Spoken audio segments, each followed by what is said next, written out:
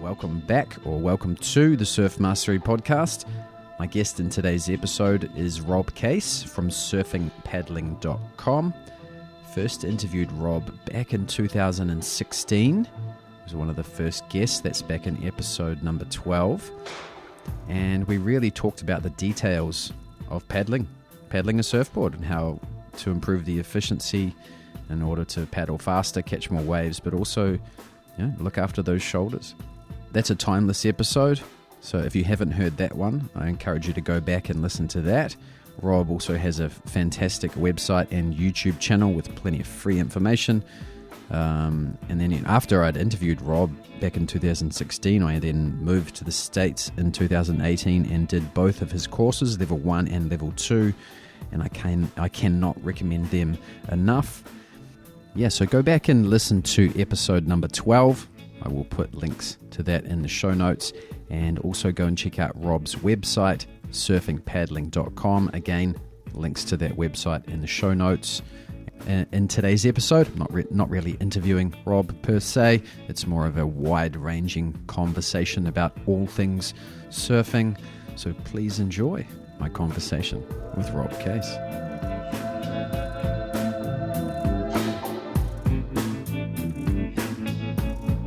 Heavy. Are you getting time to surf and to kind of unwind, or are you just 100% dad?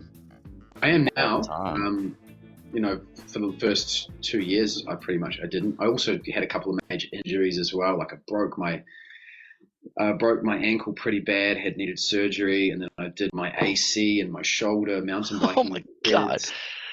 Oh my god, dude. So, I was only just I rode a shortboard today for the first time in a long time. So wow, just sort of getting back into it. But I've been doing heaps of longboarding, which is, I've been riding my 11-foot glider basically exclusively for 6 months. So that's been a nice sort of re-entry back into surfing. I bet everybody around you loves you. No, there's just no one ever around, man. No one surfs around here. I had it to myself today. Yeah.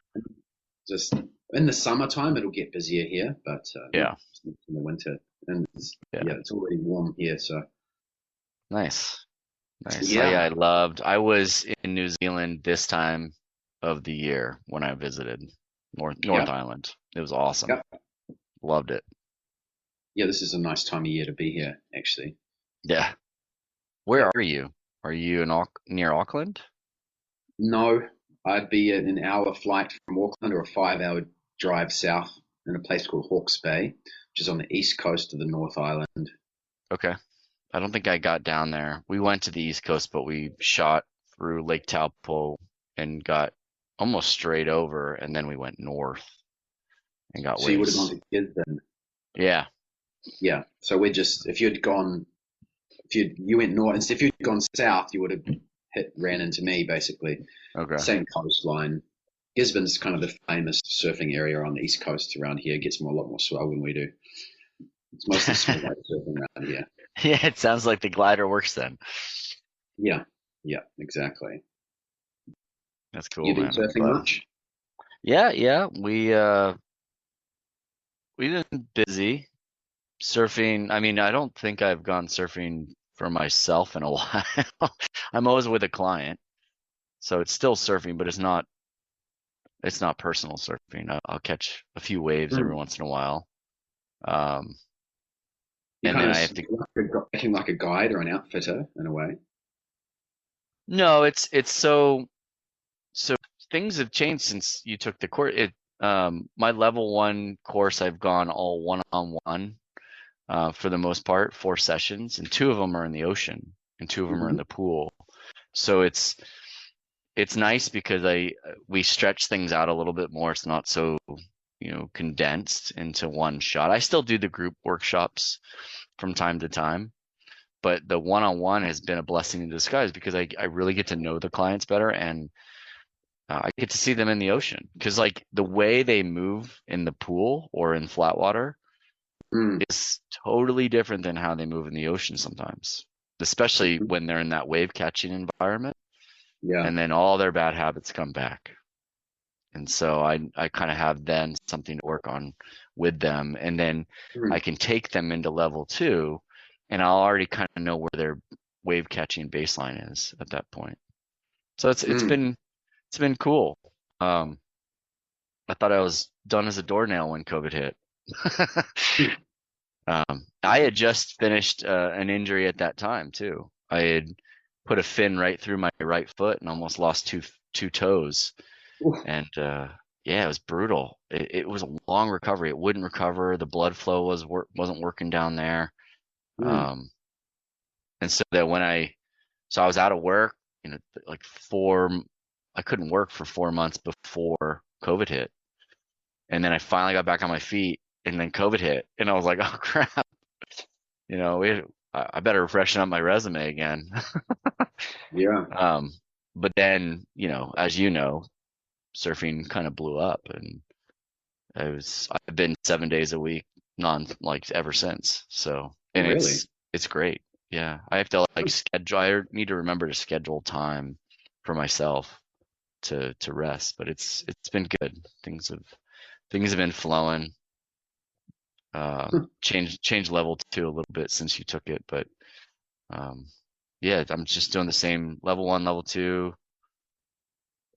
anything up until people are standing, and then I'm working with a lot of surf coaches and teaming up with them to kind of take it from there. So I've been doing surf trips since too.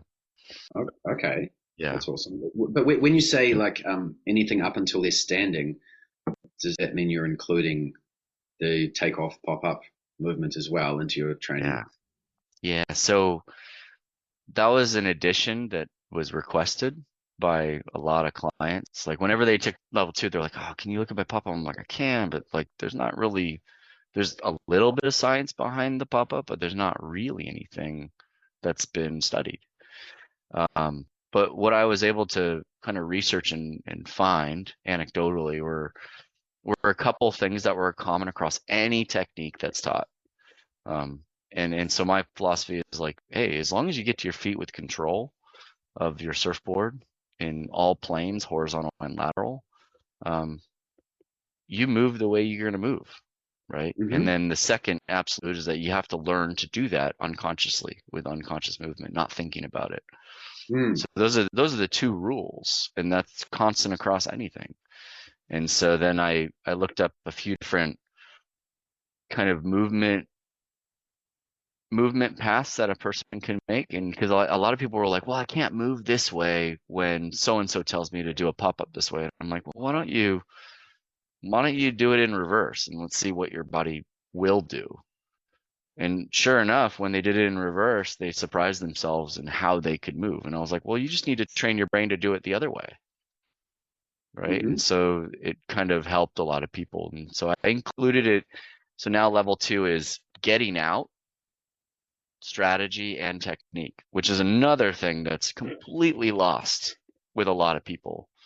Mm-hmm. And they burn so much energy making the wrong decisions. And I'm like, hey, make better decisions with strategy. Yeah. And then which technique to use in what situation. And then the second kind of the 3 points of the triangle. So we got getting out, we got wave catching, which is what you went through with the sprint technique and reading waves, and the 3 different planes, X, Y, and Z, and then we have pop up. And so then once people are steady on their feet, I like working with a surf coach to kind of take it from there. And that's been really fun. On surf trips, it's me and a surf coach. So Mm-hmm. we cover the whole kind of gamut. We don't have fitness, but we cover the gamut of activity, I guess, or experience of surfing, which is fun. Yeah. Well, the hunger for surfing waves will cover the fitness side of things. Yeah. Interesting you mention all of that, because I mean, when I go surfing now, those are the only 2 things that I think about, especially when you're holding on to a heavy 11-foot surfboard. You're like, yeah, I want to paddle, I want to surf and keep my hair dry. I want to be able to go over a wave, or if I have to go under, I want my board to be right there when I come up. yeah. I want to time it properly, my paddle out. I want to be aware of, how water's moving before the wave and after the wave and all of that jazz. And then when I'm paddling in, I'm like, I see a wave. Surfing a wave is like singing a song. If you don't hit that first note, the whole thing is just, so if you don't, set your line and pop up and take off properly, then the rest of the wave, you're just trying to find your feet. And if you're surfing a beach break, it's gone. Yeah. It's the rhythm, right? Yeah, you're out of rhythm. And you could be out of rhythm or in rhythm just getting out, and you talk about hair dry or hair not.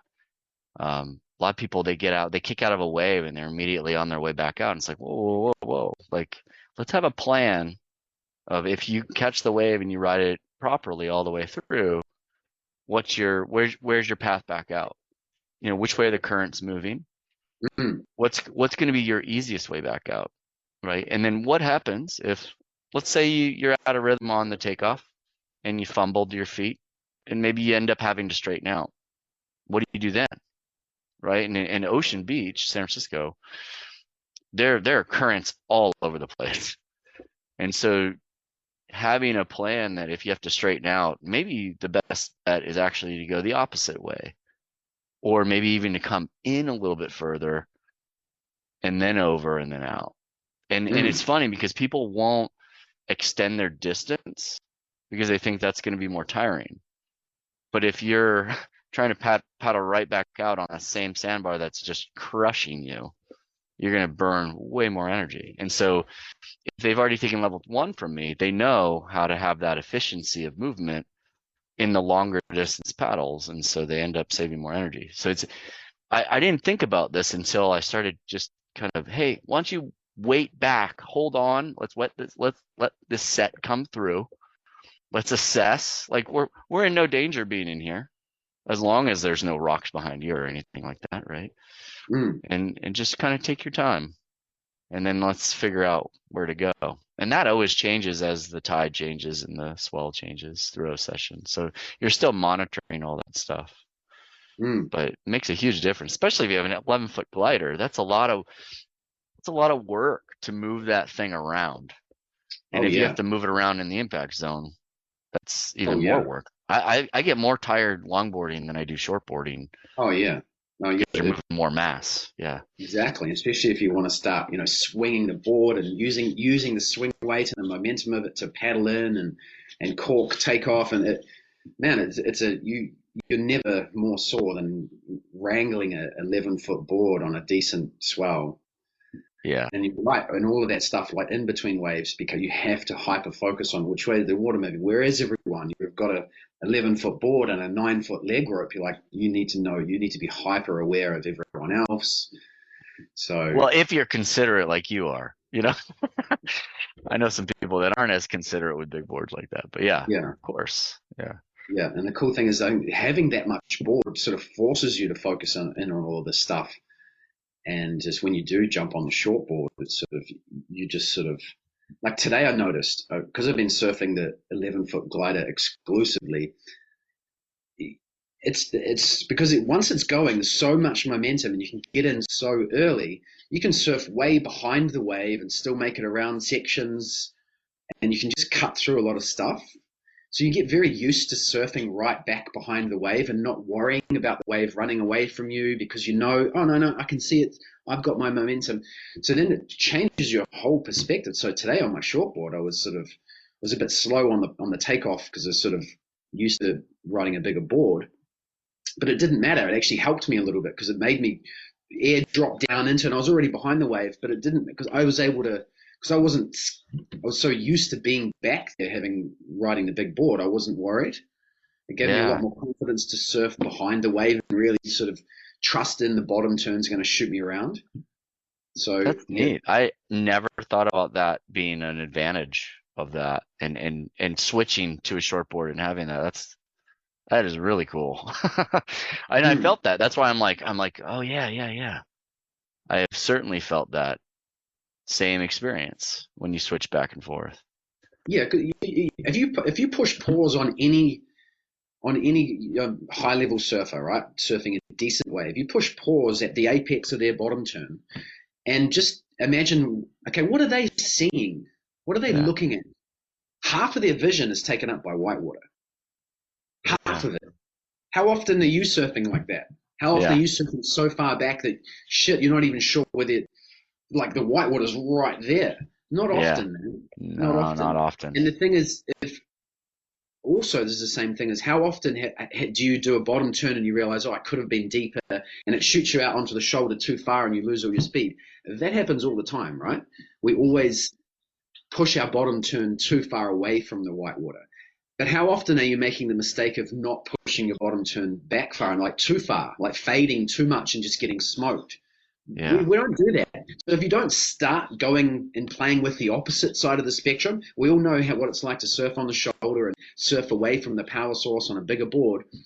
But just play around with how far back can I surf? How close to the whitewater can I get and still actually make it around and still set a line? And surfing a bigger board really gets you to play with that because there's a lot more momentum. The board's already moving. There's momentum. You can make. There's more wiggle room for those mistakes. You can surf back quite far and still make it around sections. Yeah. So the bigger board. So and then if you do a cut back, everything's slowed down. You end up right back, and you'd be surprised how far behind and down into the whitewater you can come out of in surfing. And that's the pros. That's where the pros surf, right? As close to the whitewater as possible.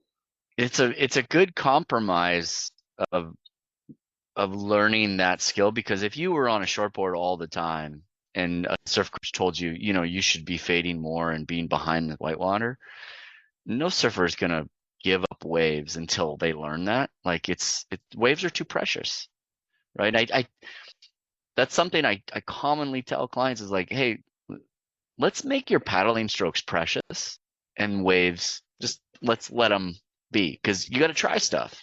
Like if you're going to progress, you got to try stuff. But this is a great compromise of that. It's like you still get the wave with the glider, with a bigger board. You're still going to make it around. You're still going to learn that. I like that. Yeah. I like that a lot. Yeah, and obviously a big, 11-foot board, that's exaggerating. You could, get a mid-length, and the principle, there's be a lot more leeway than you're going to get with the performance shortboard. Right.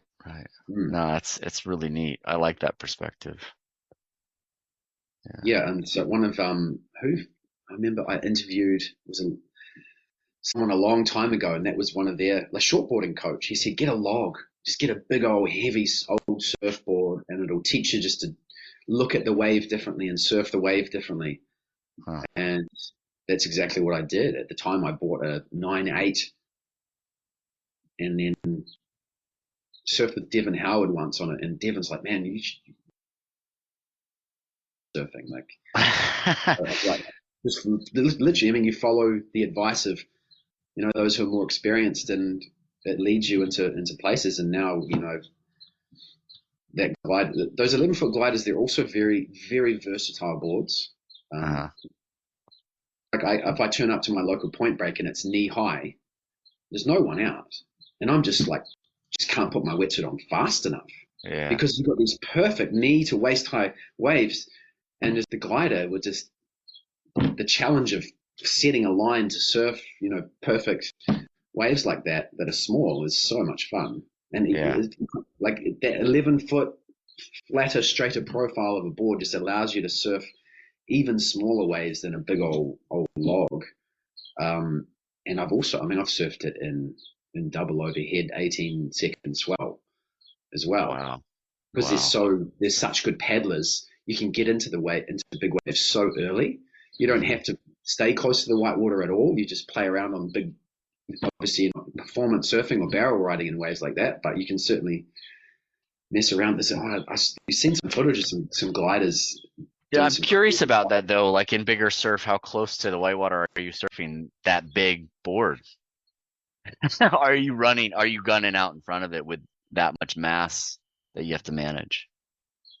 If you see a section start to run, then you want to high line and make the section. But if the wave slows down and fattens out, you can sort of mess around with it as long as you get on nice smooth surface. Because the board's got stuff all rocker, there's not much room for error. So any sort of wind chop or side chop is a little risky. Yeah, But, yeah, but just the challenge of wrangling boards like that, and also I mean, the main thing I like about it is just the wave count. yeah, yeah, Literally, is you barely have to paddle for waves. If you see a section over there that's oh, that wave's going to break over there, 20 meters away, you just paddle over to where the wave's breaking, and you yeah, can surf all the smaller ones in between sets, and yeah, and you can yeah, go in the inside, surf a couple of smaller waves, and if you see a set coming, you're not going to get stuck on the inside because you just yeah, 20 strokes and you're out further than everyone else. yeah. But I also feel like that activity keeps your rhythm going. it That's where also you really get in tune with the sets. totally. And then the thing is, you can take that same approach into your shortboarding, which is what pro surfers do, right? And that's because their efficiency at moving through the water and their fitness and their strength and their paddling technique is so good that they can move around that much, and they don't mind duck diving. If they duck dive a wave on the inside, they just pop out the back and they're laughing. Yeah, So it almost, you get to see a lineup differently, and if you're willing to put the effort into get your paddling technique and your strength up, you can surf a shortboard like that as well. And it's yeah, what you see. What Gabriel Medina is the master of, just catching every single wave that comes through, and he's like a dolphin paddling. It's like, yeah, what? How do you yeah, move a tiny board through the water that quickly? It's yeah. amazing watching those pros paddle, and then when you see them in real life, and you're like, and they just paddle past you, and you're like, how? And their board is thinner and shorter and smaller. Yeah, narrower. Yeah. But it's funny the comfort level that they have, like you said, staying on the inside. I think that's something that a lot of recreational surfers need to get used to, right? Because and I tell people, I don't really judge people based off of their skill level, but based on how comfortable are they getting caught inside on any given day at any given spot, right? Because That's a good way to look at it. Yeah. it's a bit of a misnomer when you're like, oh, I surf waves up to 6 foot. Well, what kind of waves up to 6 foot? There's some really heavy ones at 3 foot. But are you comfortable with that thing landing on your head or being inside or outside? Can you make the right decisions through that? If you can do that and you can move around efficiently, your wave count goes up tremendously. It's incredible. That fear of the unknown, of getting hurt or drowning or whatever people are fearful of in the water, that's the biggest inhibitor, 100%. I mean, you look at it, reminds me, did you ever watch that? Tim Ferriss had that TV series a while ago, and he thought that I think one of the episodes was, I want to learn how to drum in 2 days, and then I'm going to go on stage and drum with In Excess. Like he's got this obsession with trying to learn things really fast. And what's the most efficient way to learn, right? Because he did that with tango dancing, I think it was. Within a year, he became like a world champion tango dancer, and taekwondo. Although he didn't necessarily become as skilled as the taekwondo champions. He found a analyzed loophole. Yeah. Yes. Yeah. But he tried to take that same approach to surfing, and he employed Laird Hamilton as his coach. And the first thing that Laird did was just like, all right, we're just going. I think they went to Pines on Kauai, which is just a beach break, and he just got Tim into the shore break with no surfboard. He's like, let's see how you deal with swimming around in the shore break. And that was the first surfing lesson, because Laird knows you can't deal with this. You can't focus on the things that are coming before that is going to happen. You'll be scared of what the thing that's coming. So that was the first, and that's a great strategy. Clayton does that. Clayton gets a lot of his clients body surfing. Well, for duck dive, when I do duck dive with a lot of people, boards are staying on the beach. Mm-hmm. Yeah, you need to know how far under you can go, because you can look at a wave and be like, oh my gosh, that thing is gonna pile drive me down. But as you know, it doesn't go that as deep as a lot of people think. Yeah. Yeah. They think I need to dive this thing way, way down. And I'm like, let's go out without a board and let's find out how deep you really have to dive it. And you really don't have to. Yeah, it's fascinating. I love Mm, that.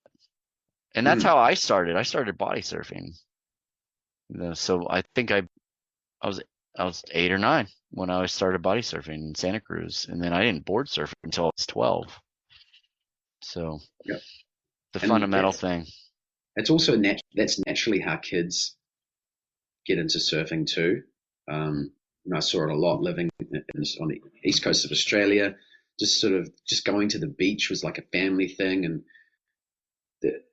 there's some parents that push their kids into it, or whatever. But sometimes it's that they just see dad enjoying the ocean, they see mum enjoying the ocean, they enjoy the beach with sandcastles, and next thing you know, they're going for a paddle.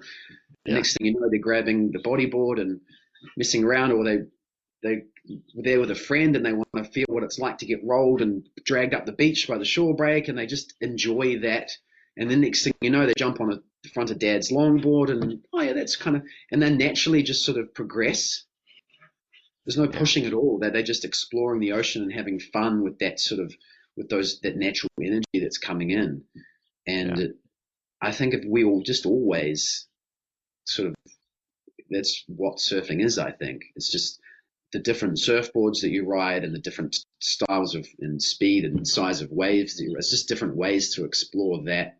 Just go and play around with the energy that's coming in that nature is giving us, and just tune into it. yeah. If you polled the number of recreational surfers nowadays, I doubt half of them do that.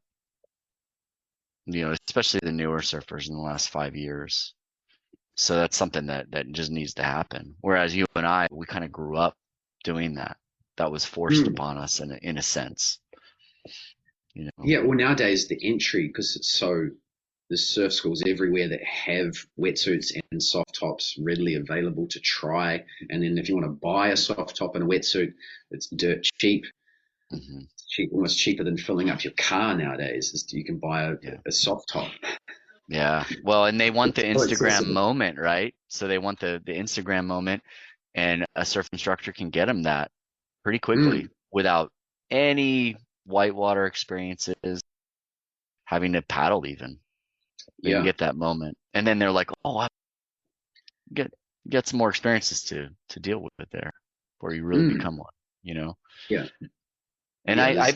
I was at fault too. I mean, I was a surf instructor when I was in college, and that's what we did. Like the number one thing was get them up and riding, get them stoked. And we taught them etiquette and we taught them paddling. That was where I started doing my first studies, and my first kind of A/B testing was there. Mm, But so I understand the dilemma that surf schools have. Um, but at the end of the day, like at least when I was teaching, maybe 5 out of every 500 that I taught would continue surfing. It was mm. mostly they were there for the class, they were there for the experience, and then they would never surf again. I think Yeah, nowadays people are getting hooked way quicker and longer, you know? yeah, yeah. Well, it's not. I mean, that's what surf schools are there for. They're there for that tourist experience for the Yeah, most part. And yeah, there's nothing wrong with it, I don't think. But yeah, as soon as you want to, okay, I want to really want to try this thing, it's good to sort of learn about etiquette and where to surf and some of that stuff, which is it's hard to, yeah, unless you were to go in and regulate and have surfing licenses, there's not much you can do about it, I think. But yeah, sometimes maybe it's just up to the more experienced surfers just to stay calm and just help educate some of those newbies if they're willing to listen. yeah. I don't know. It's a tricky one, isn't it? Because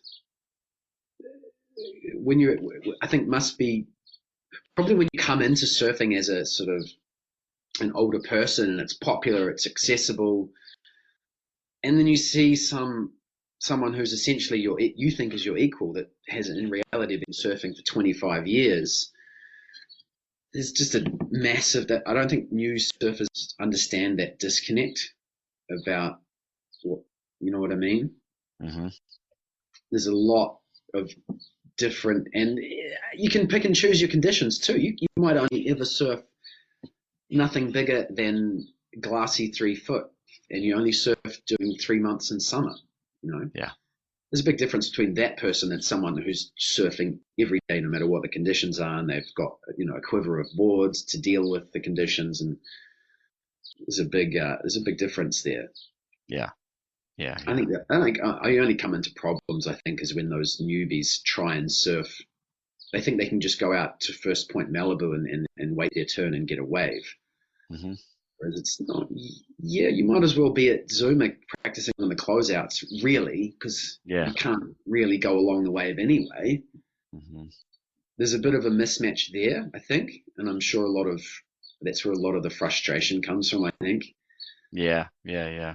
Just this morning, my client and I were at a local spot where, when conditions get like they're about to get in the next few days with a certain angled swell, a lot of surfers can get pushed into a cave, and so there's a safety issue, especially if you don't know what you're doing.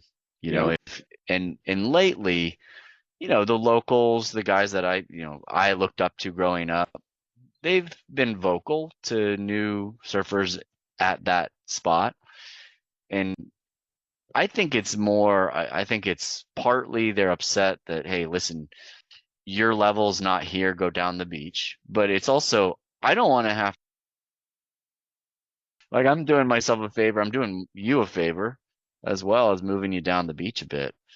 But you have to be accepting as that new person in the lineup. And I don't think that that's a part of some people's consciousness. This person might know more than me, and I should listen to them.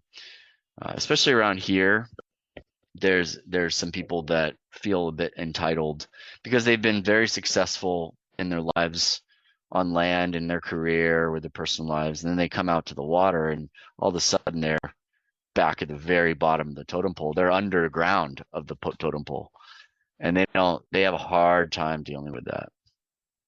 So It's interesting, the dynamics in the lineups these days. Yeah, there's not enough shaming in surfing. Yeah, absolutely. Yeah, because a bit of shaming can go a long way. Can you imagine if you'd only been playing tennis for 6 months and you tried to just force your way on to having a go at main court at Wimbledon? Yeah. No. Yeah. And on that note, can you imagine if the pro tennis circuit decided that Roger Federer and Nadal were going to have a match at some random local tennis court? It would be an embarrassment. Yeah, public court. Yeah. But isn't that exactly what's happening with the WSL? Totally. Isn't it? It's just like I can't even watch it anymore, man. I don't know how you feel about pro surfing, but to crown a world champion that is literally, admittedly, too scared to take off at Chopu, and goes and surfs the kiddie break at lower trestles where old men and kids practice their surfing, and he's a world champ. Yeah. It's in my opinion, it's so bad that they literally killed Kelly Slater. Like Kelly Slater. If the final was at 8-foot pipeline and they had been to cloud break on a swell and Chopu had a better window, Kelly would be up there in top 5. Yeah. It's actually a disservice to one of the finest and greatest surfers in the world to have him go out like that. Yeah. In the conditions of anyway. Yeah. I think part of this year's issue was timing. They didn't get waves, even at those heavy spots, which was reflected in his point total. The ultimate winner's point total was pretty high compared to everybody else, but there were no swells. There were no legitimate swells, right? It's literally like getting Federer and Djokovic to go down to the local tennis court and for the world title. It's the same thing because lower trestles, there's old men and children. Yeah. Yeah, it's very user-friendly. It's the most user-friendly wave around. That's why it's so crowded. Yeah, it's not testing. It's not testing the best in the world to their abilities. It's just not. No, it's crazy. Yeah, I think on the women's side, it was more of a tragedy what happened this year and last year even. on the women's side with Carissa. She should have taken it all. She was the best surfer all around. Yeah. But again, we both grew up with point total is your world champion. That's our perspective. So it'd be interesting to hear from somebody that like within the last 2 years started to get into it, really thinks about that whole thing. Yeah. Because I'm in agreement with you. I'm biased. I'm used to the old way. Yeah, I mean, I think part of it is too, we're so spoiled. Like we can just go into any of the Florence brothers' Instagram account and see better surfing and better waves. Yeah. Do you know what I mean? Yeah. You could make the argument, oh, they didn't get any luck with the swells, but the Florences, they seem to find waves all of the time, and they have way less resources and connections than literally a group of the world's best surfers. You don't get any more connected to swell reports, and like they could have so easily. Yeah, it's a bigger animal though. It's an amoeba versus something small that you can be mobile. And that's the other argument, is that maybe the tour is too many people, and you can't. It's not a dream tour anymore. It's back to like the Bud Tour. Do you remember the Bud Tour? Yeah, they would go to like Oceanside and Imperial Beach, which I love, but like that's not a world tour spot. And then they come up with this dream tour, and it was a dream at first. It's not a dream tour anymore. No, let's hope it changes. I mean, maybe even if their luck changed and they got big swells at each of those spots, it could. Nah, this is karma. It's karma. They need to change the whole sequence. Are you okay with the cut, or do you not like the cut? I think the cut should have happened before the competition starts. It should only be 15 surfers. Yeah, because then they can be mobile and go to better spots at the better times. Yeah. Then they could run the whole event at the peak of one swell, because it's a day and a half or whatever. And then imagine if they did that, like, okay, it's the chance, but guess what? We're still going to hang around, and we're going to film these pros go out the next day and surf the spot around the corner and on different boards, and like they could make so much out of, if they went to Fiji for 2 weeks, and then of course it's all over in one day, but they're still staying and they're going to surf.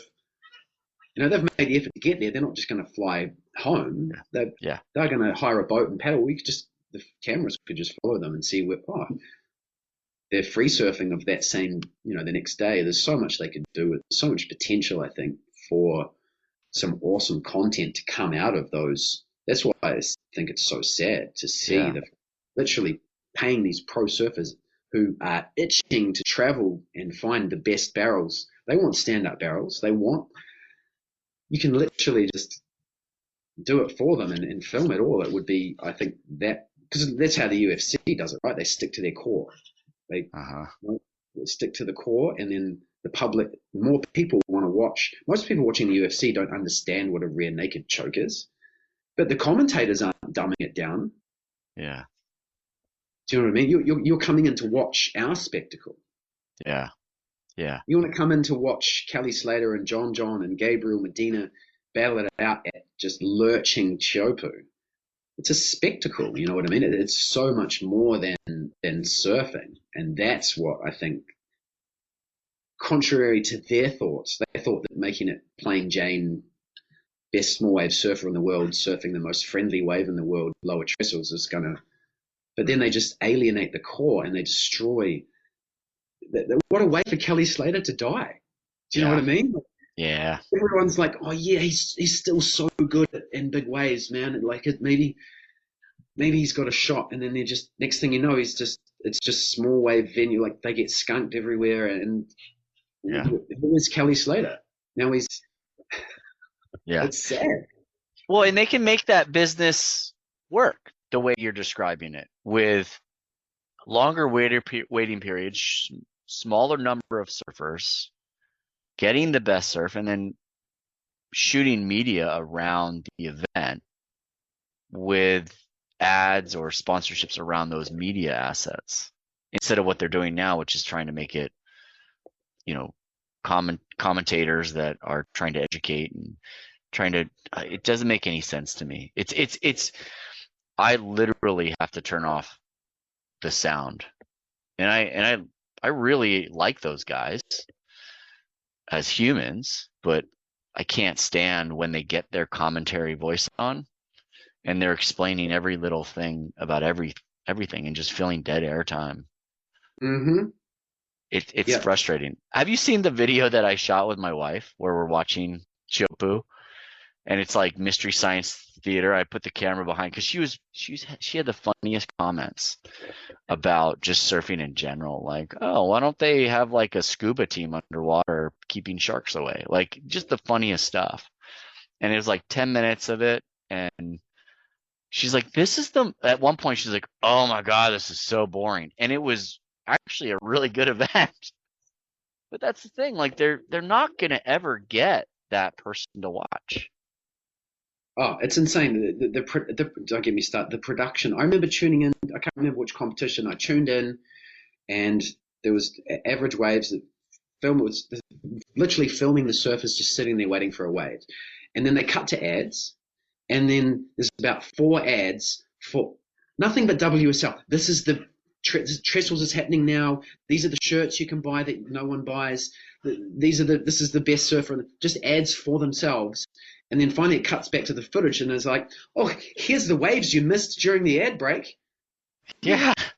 What? I tuned in to watch live surfing and you're showing me the ads and then the replays of live surfing. They couldn't have made it any worse. Like, it's just.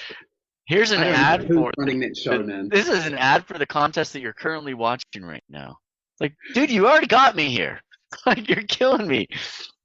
And they lost me like straight away. So hopefully with the new CEO and stuff next year, maybe they can. Yeah, we'll see. It's funny, on finals day I had to work that day and I actually wasn't that bummed about it. And I still haven't looked at the replays yet because I'm almost terrified about how many of the same ad I'm going to watch over and over again. Yeah, just go to Nathan Florence's Instagram if you want some good surfing. Yeah. Yeah, it's been a bit of that. That's a really good point. What other media do you take in? I'm curious. Oh, at the moment, not really. I still tune into the to Spit podcast and sometimes the Grit. I'll sort of skip through and listen to some of that stuff. I was tempted not to have a rant about the WSL because that's all they seem to do, but it kind of has to be mentioned almost. It's almost that. It's just got to the point where the WSL is just so asinine. You can't not talk about it. Yeah. It's been tough. Yeah. That's about my only surf media. I look at something comes up on Instagram that Stab put out or something, and I don't really follow too much. Stab stuff's pretty good. I think they've done their contest pretty well. And that's like pretty grassroots. If they did a blend between what WSL does and what Stab does, I think that would be a happy medium. Just get rid of all the corporate stuff. Stab should buy the WSL and they do it. Yeah. It would be in an ideal world. Those guys, the core surfers, they know their target audience. Yeah. They've actually done, they know how to cater to the core audience, and you get so much more engagement from the core audience as well. Yeah. And the newbies start to become core.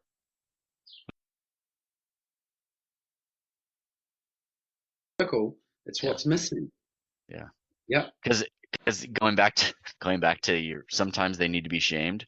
If I read some of the comment sections, some of the comments come in and you're like, oh, that person's new to surfing. And sure enough, the next comment is shaming that person. Like, well, they learned their lesson. Don't touch the hot oven. Totally. I agree. I think all new surfers, if you're new to surfing, you should be following Kook of the Day and John Wayne Freeman. You should study those Instagram threads like for hours. Just go through Kook of the Day and John Wayne Freeman's commentary and just realize,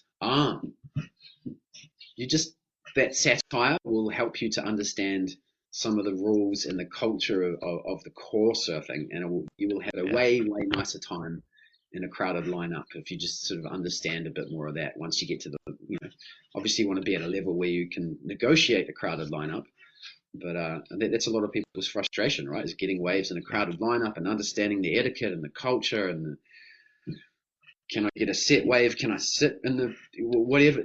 You learn a lot of that stuff through those satire surfing Instagram accounts, I reckon. One of my favorites is Luke Siedeman's Raglan Surf Report. I mean, he does it beautifully. He's been doing some really good ones lately too. Yeah. Yeah, I like the opposite day when he was at like Ulus with the ladies and the men.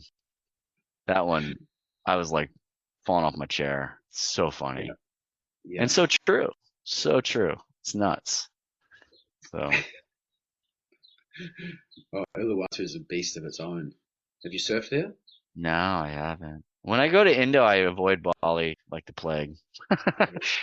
Yeah, I will go an extra day of travel just to be away from the zoo that is that area. But I mean, I think it's beautiful in its own right.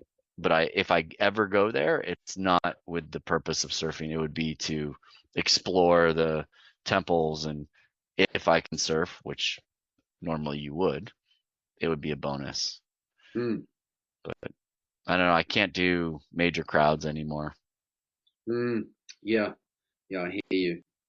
I think I've surfed Ulus. I surfed it for a couple of weeks every day, and it's one of those waves where even if there is 60 people out and you surf for 3 hours and only get 2 waves, those 2 waves you got were insane. Like a 21-second period swell comes out of deep water, and that's the first spot that it hits is outside Ulus, and it just just goes, and you're just racing it like nothing ever. Yeah, it is a kind of pretty unique experience. It's similar to sort of I don't know if you sort of cloud break. It's a similar sort of a freight train, raw energy sort of wave, and it's amazing. There'll be 60 people out, but literally half the people out there you don't even know how they paddled out. Like you're going, how did you even walk down? Because it's not an easy place to. So you've got to walk down this very steep stone cut stairway, and then you've got to negotiate a cave that at high tide could easily kill you, and then you've got to paddle over a very shallow coral reef to even get out there. And I'm just constantly dumped. This guy's lifeguards up on the point whistling at people, making sure they don't get into trouble, and there's all sorts of newbies paddling out and getting cut, and so it can be 60 people out, but it might only be half those people actually know what they're doing. The rest of them are just managed to somehow negotiate their way out there. Yeah, well, I mean, you said it right. You did it right. You were there for a few weeks. Yeah, so if you're there for a few weeks, I get that. I'll do that. If I'm planted somewhere, I don't mind it being crowded. Like Santa Cruz is like that. I'll go down to Santa Cruz, but I'll spend the day. And if it's packed and there's a bunch of aggressive people, I'll just get out. I'll get out, let them have theirs, and then I'll get back in because it's good all day kind of deal. That's how I kind of navigate it. But in terms of epic freight train waves in Indo,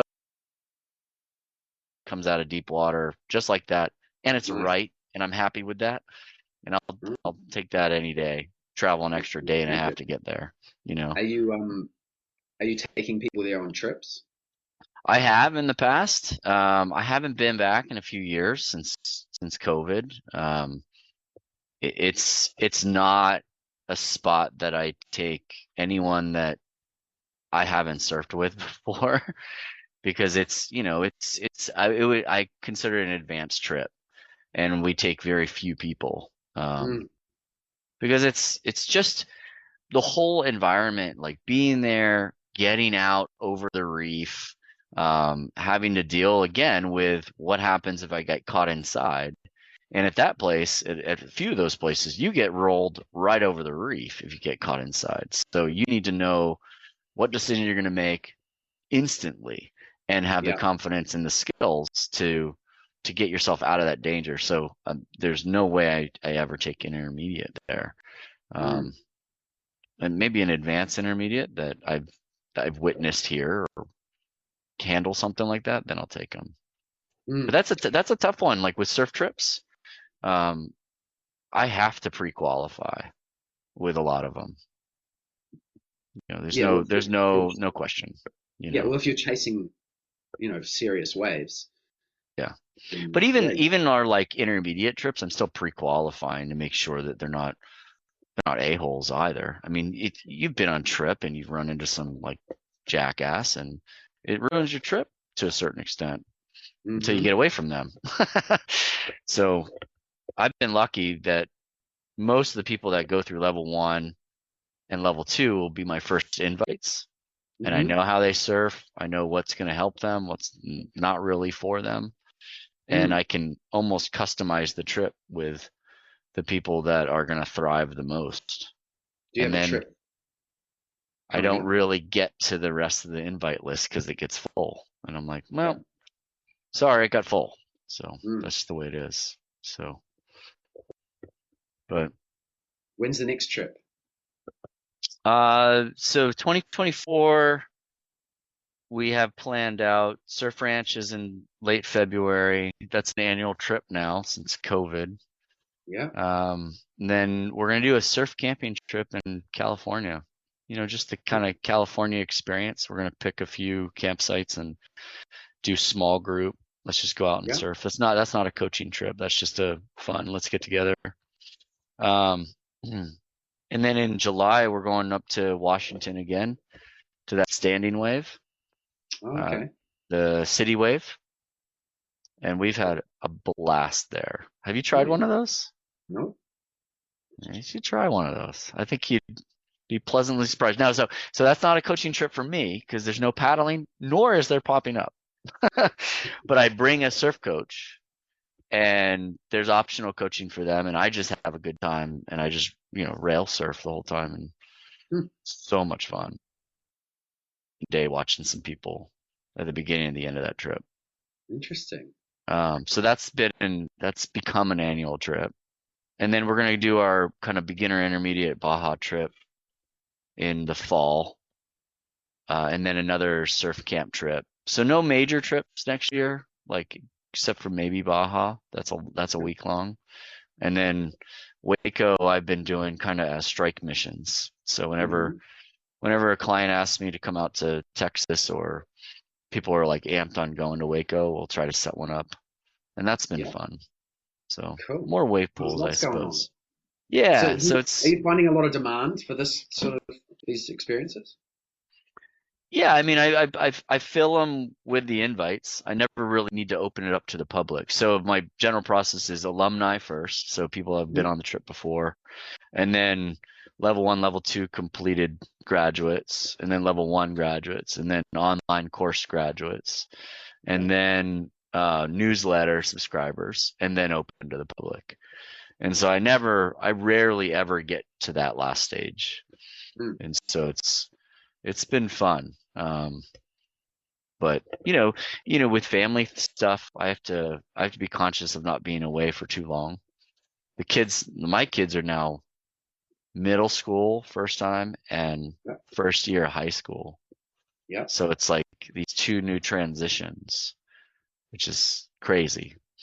They surf crazy. Yeah, the older my son has gotten into it. We've been going about every week. I used to take them both just boogie boarding, and getting back to just throwing them in the water. I'd go with a friend, we'd throw our kids in and be like, hey, we're going to be here for an hour. Here's some boogie boards. We're going to go surf. We'll see you in an hour. Don't drown.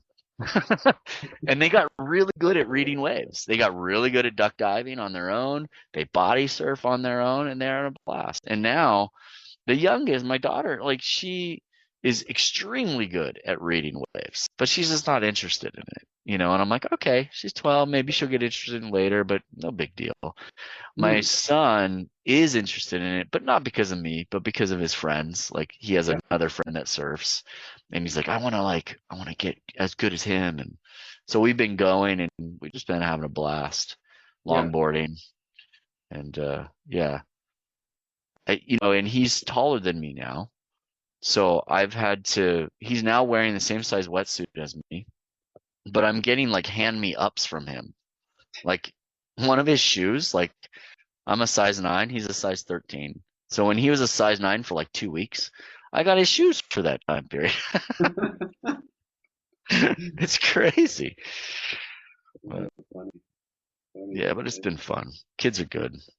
Yeah. And Lori's still kicking butt in the fitness world. Do you have Orange Theory in New Zealand?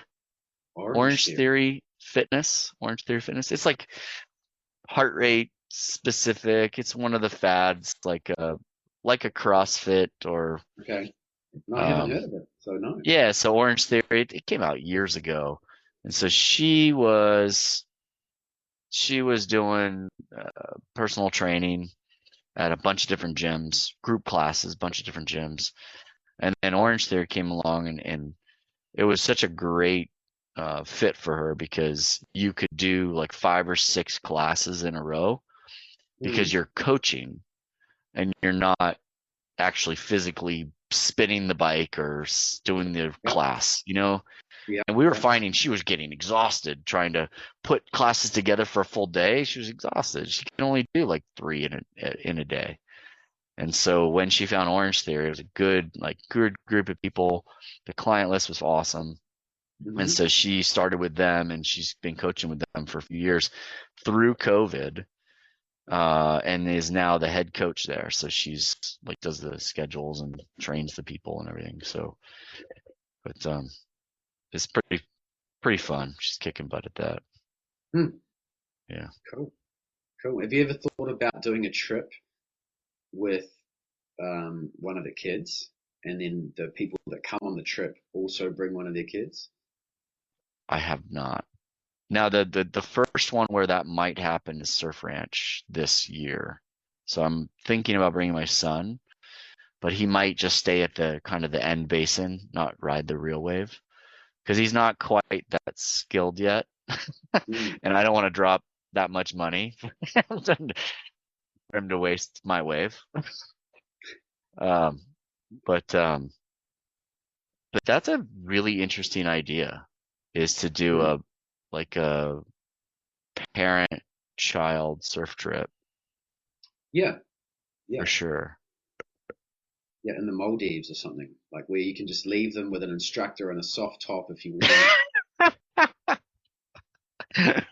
I see where your head's at. I like that. Yeah. But take them as well to a medium wave and help them. But then, if it's pumping, you go into the bay, white sand bay with the soft tops, and we're going to get barreled. We'll come back and. I like where your head's at. You could do a mixture on a trip like that. It'd be pretty cool. Yeah, it's funny. I get a lot of clients that ask me, like, where's a good surf trip that I can bring families to? And there's, my spot in Indo, definitely, like, my friend promotes it as, oh yeah, it's family friendly. I'm like, it's not family friendly. Like, you have to be a super adventurer of a family to do it. But like, there's a place in Mexico that's awesome. You got a nice hotel, you got waves out front, you got a variety of waves. But that and wave pools are my 2 go-tos. Like, it's crazy. I can't think of too many where the accommodations are nice for the family and the waves have this variety. I mean, Fiji has some decent beginner waves, I've heard. I've only spent one week there. Yeah. I've spent 1 week there, and it's even the waves that they call friendly. You still, if you stuff up, you hit the coral reef, and you've got a cut on your knee, and we have to kind of know what you're doing still. Yeah. Okay. I certainly wouldn't take beginners there.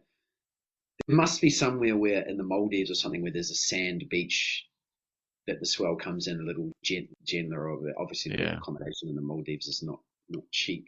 Have you been there? Have you been to the Maldives? No, I haven't. Yeah, I haven't either. It looks awesome. It's a big push right now. India is also the next kind of Sri Lanka, India. A lot of push there. I spent a couple of weeks in Sri Lanka. I had a great time there. Yeah. I have a client of mine that lives 6 months there, 6 months here, and he's a little upset that the surf media is starting to talk about Sri Lanka and India more. He's like, I just bought a place there. I don't want to get crowded. Yeah. Yeah. Oh, it's so nice to be in the tropics, isn't it? Yeah, yeah, and that's where my kids. I've taken them Hawaii, and they're like, "Hey, why don't we do this all the time?" I'm like, because, yeah, Well, that's tropics are kind of the great. thought process. I think there's a lot of I think there's a lot of parents out there that would be into a trip. Like, shit, how do I justify another week in the tropics to the family? It's like, oh, what if I take one of the kids off the wife's hands and it's a father-son or father-daughter or whatever bonding trip, and there's a mixture of surfing together and going to get barreled with just the adults only. Yeah, I think that would do well. And even if you chose somewhere where it was actually family friendly, where there was like really nice yoga classes and a day spa and a some stuff for the kids, to some nannies or whatever, like they do in some of the bigger resorts close yeah, to good surf, that I think that would be a popular trip too. yeah, Because then you can justify, I'm going to spend half a day focused on my surfing. You can justify it if the wife's getting a massage, the kids are, being dealt with over there. And then you can, yeah, hang out with the family in the afternoons once it turns onshore or whatever. I think one of those types of trips, interesting to know if anyone out there would be interested in that sort of trip. Obviously, there's a lot of logistics to organizing that, hmm but yeah, you got to do a holiday week, right? And that's what I find now that the kids are older. When they were younger, hey, let's pull them out of school for these experiences. Love it. yeah, But now they're getting into some more serious academics and sports, and you pull them out, and that's a big no-no. they're And behind. Yeah, yeah, yeah, so yeah, that's we're tricky too. we're now Get right. having to do vacations during vacation weeks, and my wife and I are like, oh, this is terrible. It's so busy. It's so expensive. Like, what happened to just pulling them out on Wednesday at this off season? Oh yeah, yeah. That's true. When they get older, yeah. Yeah, but so I'm looking at another 7 years, and then they'll be off to college. So they'll both be off to college. We'll Mm, see. That's yeah, another thought, is a trip then. So we'll see. I'm just trying to build their skill level up to a point where I can take them where I want to go yeah, if they're interested. yeah, yeah. Yeah, the world in 7 years, the world could be a very different place. Yeah. Well, and speaking of like, okay, where do you take people, the family? One of the most family trips was that standing that city wave up in Washington. Like my wife had a blast there because it's like an amphitheater. She could get Yeah. beer whenever she wanted. She could get tacos whenever she wanted. She was in the shade. She saw action in front of her. She Mm, could zone out to something else. Like the kids were yeah. busy in the water park down below having a blast. Oh yeah. And it was like just a great vibe. And Mm, I've seen that at Waco as well. And to surf ranch to a certain extent. But I think these wave pools are like kind of like that. You don't get the cultural experience and you don't get yeah. the surf adrenaline that you would on a proper surf trip. But that's kind of, I think, where they're trying to take some of the business plans for those. It's not. Yeah. I mean, wave pools are becoming so. There's so many of them being built and stuff. I think there'll be a point where there's a lot more of this stuff going on. I imagine Yeah. so. And I still haven't surfed a wave pool, so I've got no idea Mm. I can't imagine. But everyone seems to love it, so. You might be a convert. You might be a convert. It's again, I was very hesitant and I was like, oh, I don't want to do that. But I've done coaching trips, obviously, it's for coaching, and you can't beat it because focused, you get feedback almost immediately. But I've taken trips just with clients and friends, just like, hey, let's get enough people to get like a private and let's split it even. And I have seen progression happen just on those trips. Like that is amazing just because of the reps. It's like reps, reps, reps. And it's loose and it's fun, and you're cheering each other on. You're like super close to everyone. And it's just like all the best parts of a surf trip. Is it except for the culture? Some might argue they're not missing much there. But what about? Because imagine if you play golf, you'd played golf for years, and then all of a sudden you get to go to a driving range. Is that it's not quite like that. It's not quite like that. Like because some of these pools have such variety, you can call up different varieties. I think after you do the same settings several times, it feels like that. It does feel like that. So I have found kind of like, okay, 1 session, too few. 5 sessions, perfect spot. You get excited, you're pumped, you're saturated, you're happy, but anything beyond that, you're like, all right, this is like Groundhog Day, just doing the same turn in the same place every time. Right. 5 sessions, what's that? Like takes a couple of days to get 5 sessions in? Yeah, it depends on where you're at. I mean, like Waco, 5 sessions, because their schedule, I'm frustrated with them. Their schedule is tough to get on. It's like, they're like, yeah, we have stuff available. It's at 6 a.m. and 7 a.m. And then the next day, 1 p.m. And you're like, what am I going to do for the whole, like, that's crazy. So we've done 5 sessions in 2.5 days at Waco, like 3 days. You get 5 sessions in at Kelly's in a day and a half. And at Lakeside, you can get 5 sessions a day in 1 day, but that's a lot of surfing once you learn that wave. The one downside of that wave is that the learning curve is so much steeper because it's completely foreign to your brain. But once you get it, you're like, oh my God, this is surfing, and this is rail surfing. Lakeside. Yeah, it's the city wave. That's where it's the city wave, and you need the bigger one. You don't need the Germany one's too small. You want the one that's Lakeside or the one in Hawaii that's really long. It's the same technology. Oh yeah, there's a guy in New Zealand that's just opened one of those. Really? Not the same. Not nowhere near as big as the one in Hawaii. But the same thing, like the standing wave. Yeah. Yeah, and I was talking to some river wave surfers because you get to talking. The culture's great, by the way. Everyone's super accepting and fun.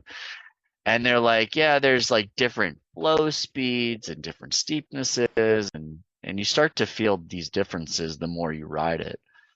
And it's so funny because the instructors that work there, they rip. They're so good at surfing.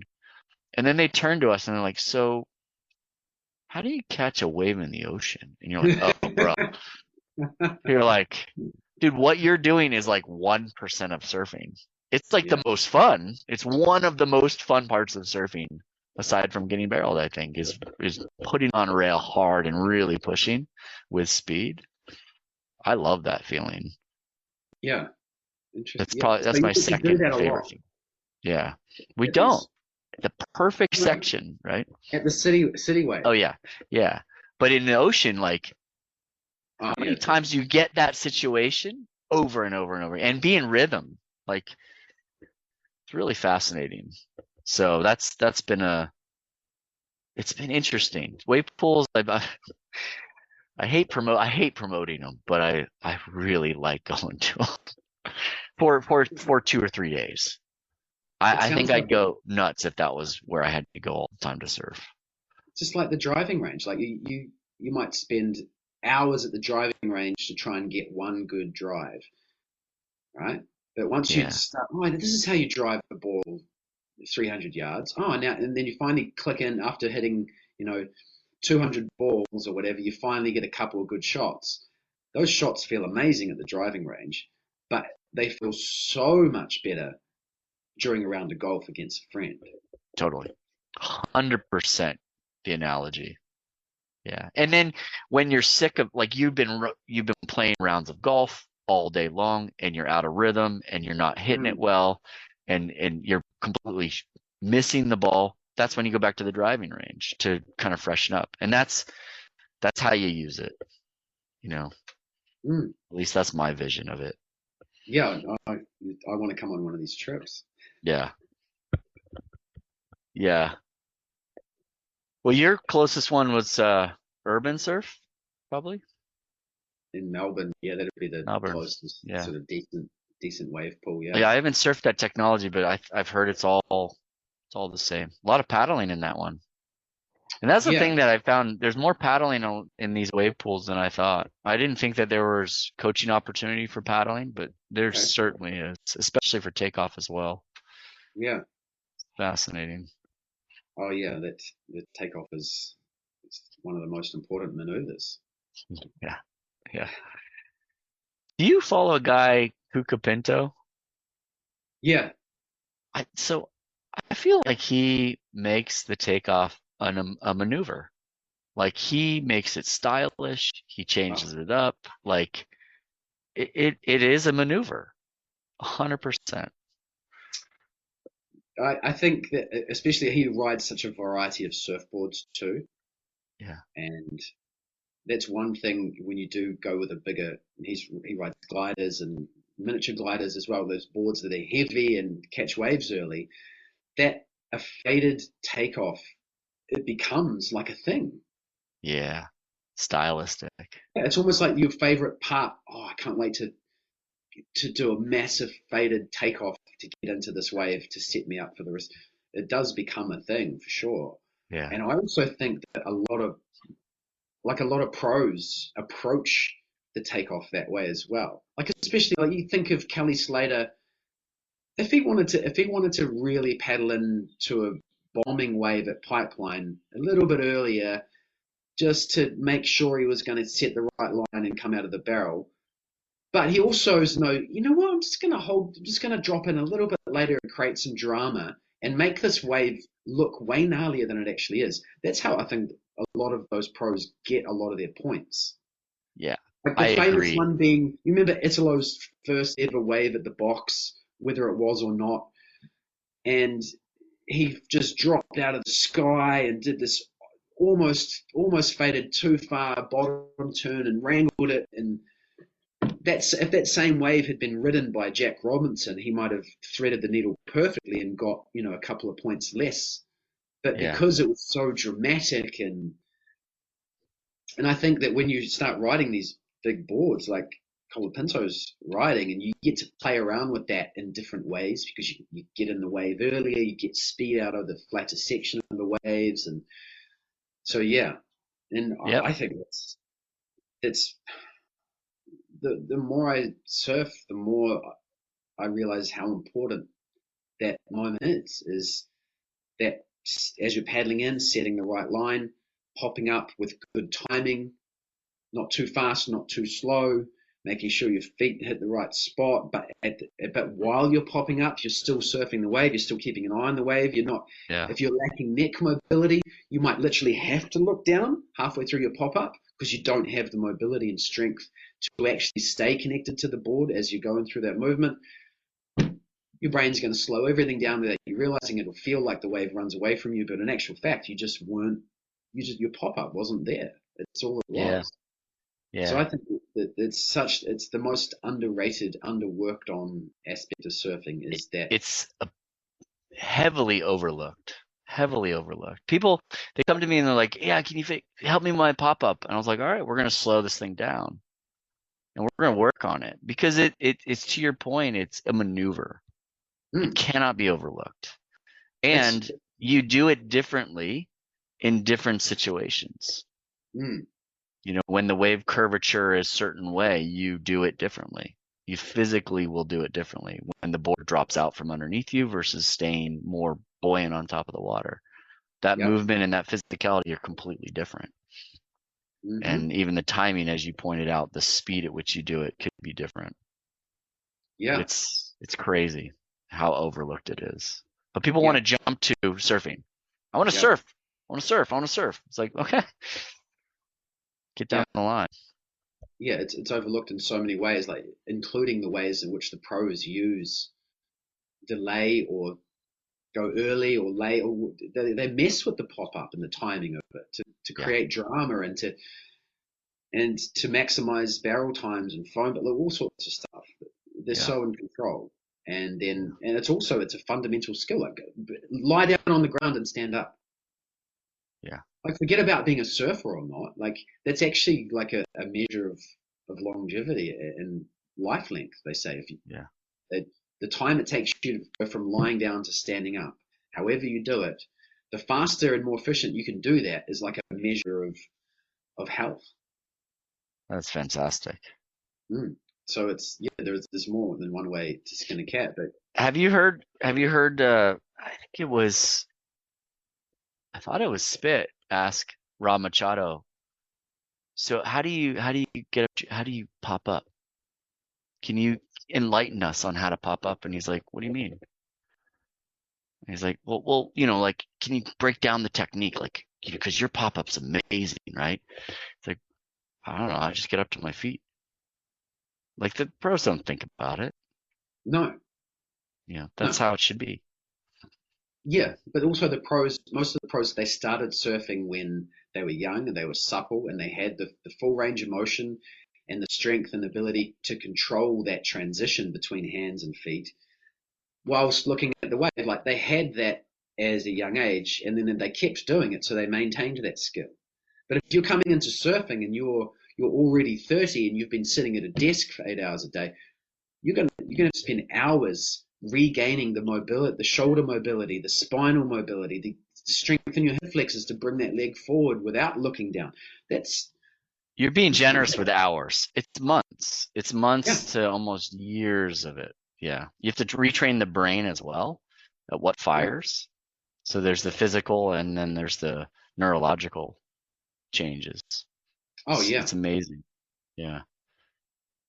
Yeah, it's the most underrated thing. Underappreciated. Yeah, absolutely. Absolutely.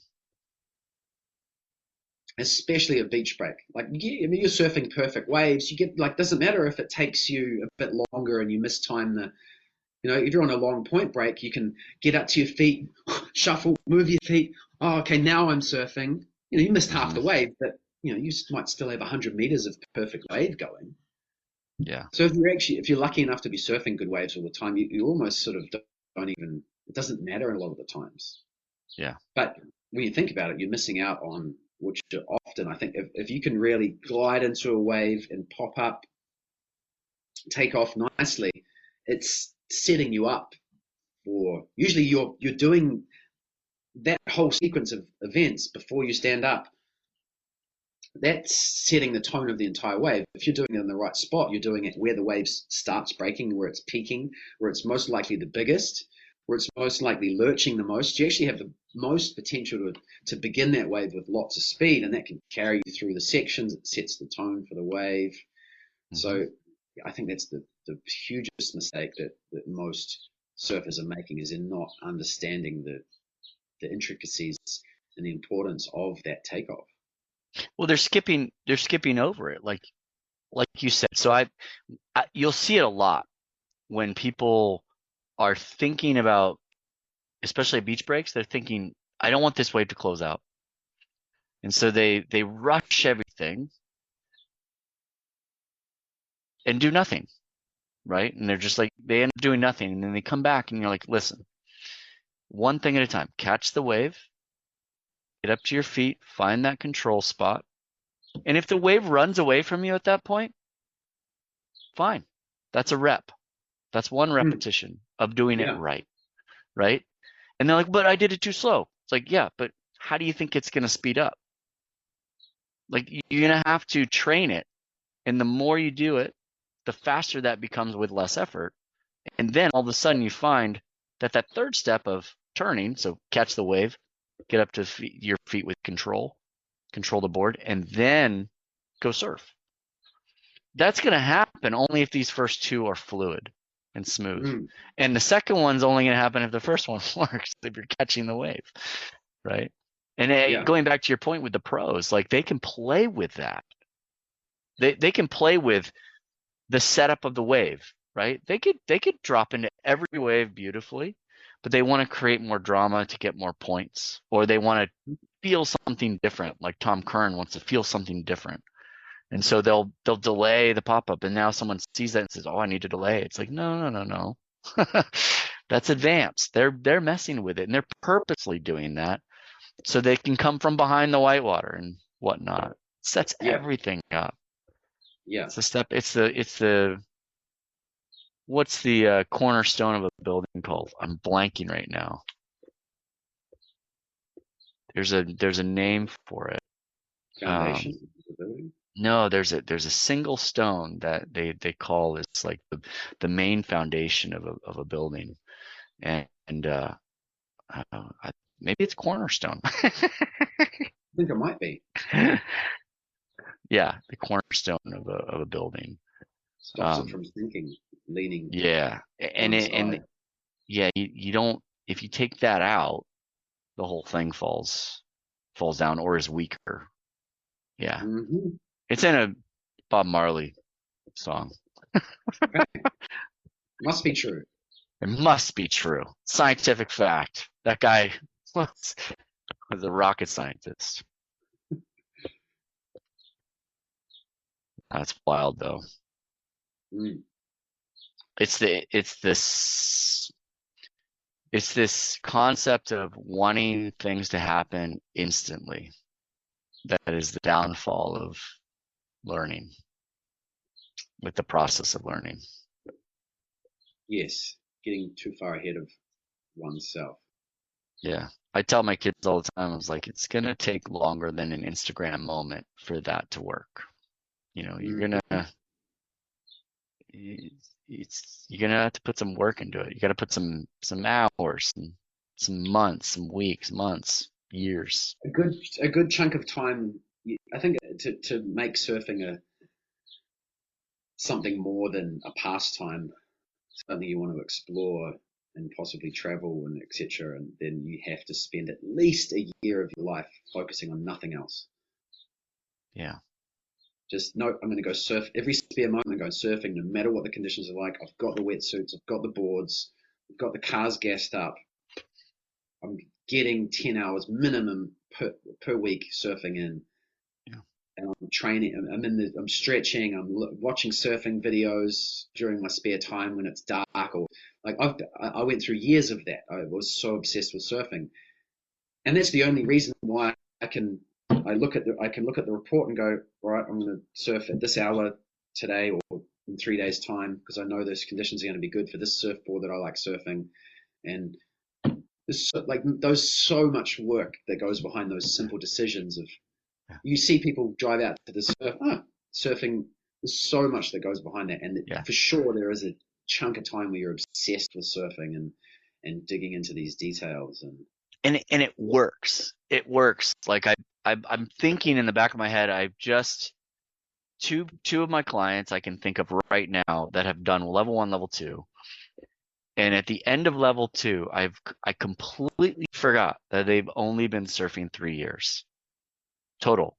And like we're like dropping into legit ocean beach, 6 foot gaping. And I'm like, they were like, well, I was pretty freaked out on them. It's like, oh, dude, you have this. And I completely forgot.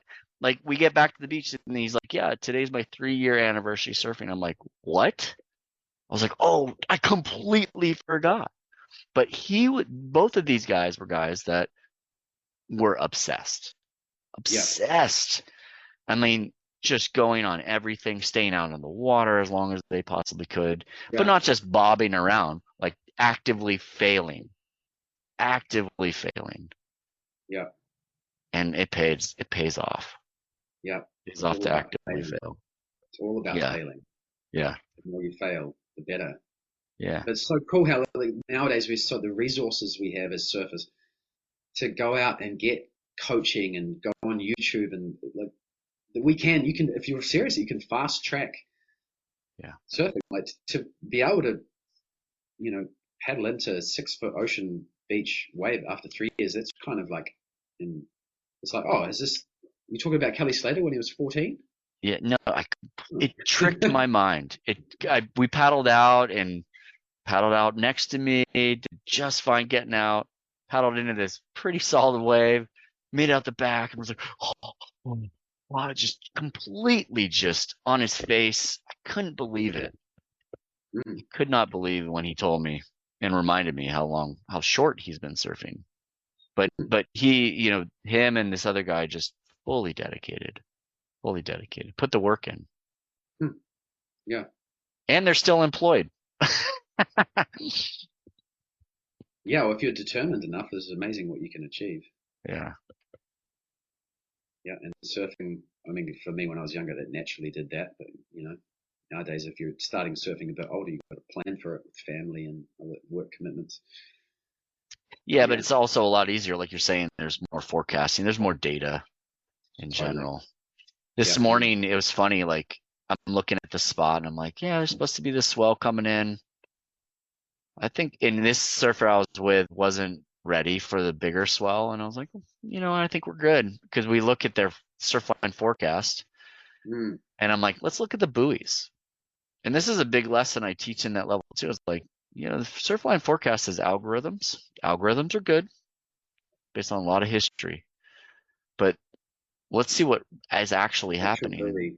And so we look at the buoys, and the buoys are lagging.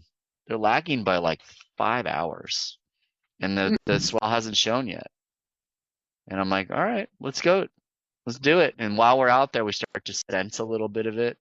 We start to see which swells are which from the buoys. And then we get out, and I think this afternoon it finally arrived, and then tomorrow it's going to arrive. So that's it. There's a lot of surfers that rely a little bit too much on the tech and not. Yeah.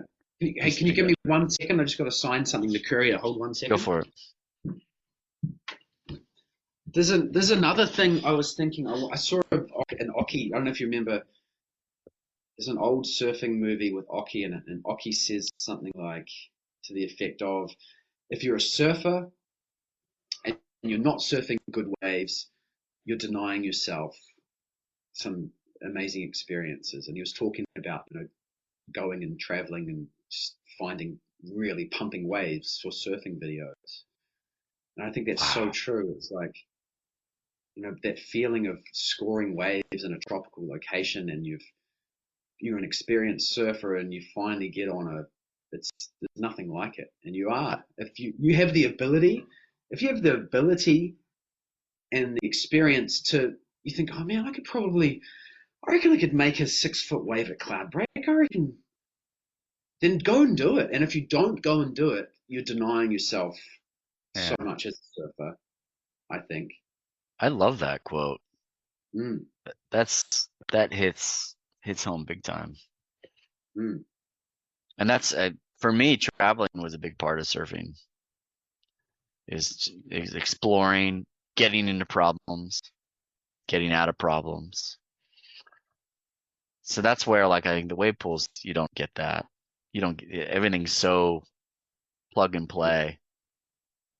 But I imagine, I haven't been, but I imagine going to Waco itself is an experience. Yeah, there's some culture there for sure. Yeah. But it's not the same as having to really have travel issues or weather issues or cars breaking down and then finally arriving and like seeing no waves, and then all of a sudden the next day a swell that is unexpected shows up. And true, touche. Yeah, different experiences. It's a different experience. So it is an experience, and that's where, as a coach, we're trying to curate a coaching environment on trips and have them be put into better waves. And it gets difficult when it is a trip that you have no control over the ocean. And then when you have a wave pool, it's like the perfect venue for it. But it's not a surf trip in my definition of a surf trip, which is the experience and the bonding that you feel. Yeah. Throughout it. And if you can blend those two, and my Baja trip kind of blends those two pretty well, because of where we go, we get it all to ourselves, and there's usually waves. It's not great waves, perfect for beginner, intermediate kind of level, but you get that time to kind of unwind and bond with people over the campfire and all this stuff. It's awesome. It's hard to find those experiences nowadays. They're out there. They are. You got to search. You got to go cold water, bro. The cold water thing, that's becoming popular too. Yeah, I know. Forget about Can you imagine traveling for 2 days, going somewhere that's hyper cold, and then all of a sudden it's 50 people in the lineup? Yeah, I choose the tropics any day. Yeah, I'll do the 60 in the lineup in the tropics. I'll ride a longboard in the tropics. It's fine. Yeah. Yeah, no, 5 mil of rubber or 7 mil of rubber, and ugh. I mean, it'd be an experience. I'd certainly like to do it once, but Right. It's funny, like my buddy that we go to his camp in Indo, we pull up first day, and when you come from cold water and you jump in tropical water, it could be just like onshore slop and you're happy as could be. And so he's like, oh, sorry, it's only like 1 foot at 18 seconds. And because it's such a strong southern exposure, it's like 6 foot plus. And you're like, no problem.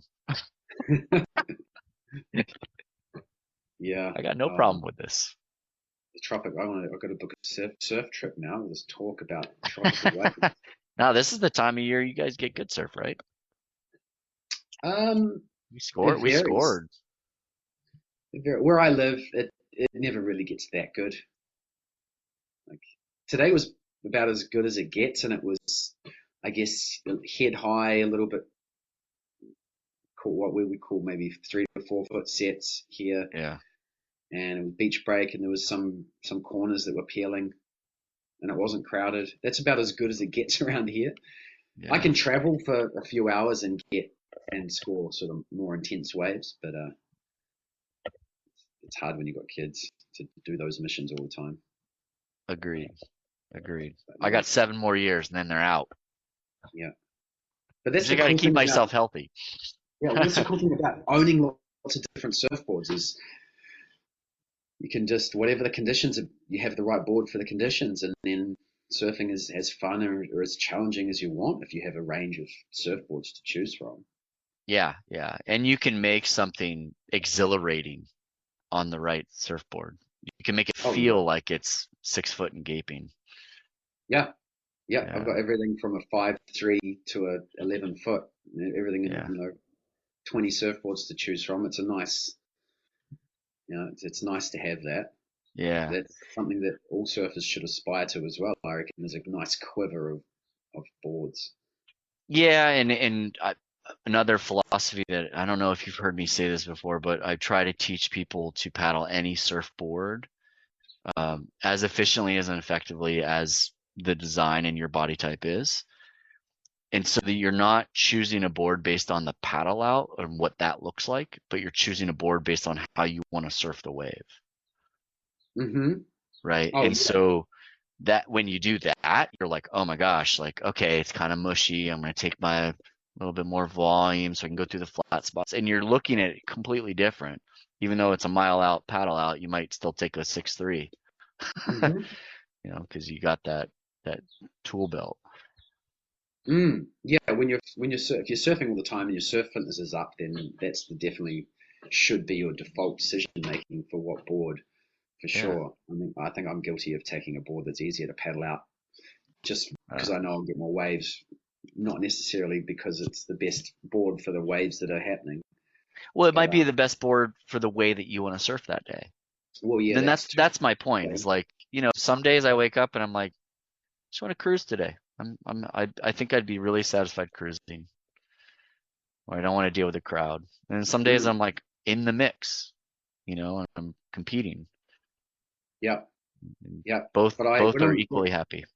Yeah. When I'm paddling, I'm still, especially on the glider, I'm still so focused on, like, I want to be sitting on that board and have it just rolling with no yaw beautifully, like as if I was paddling a canoe perfectly.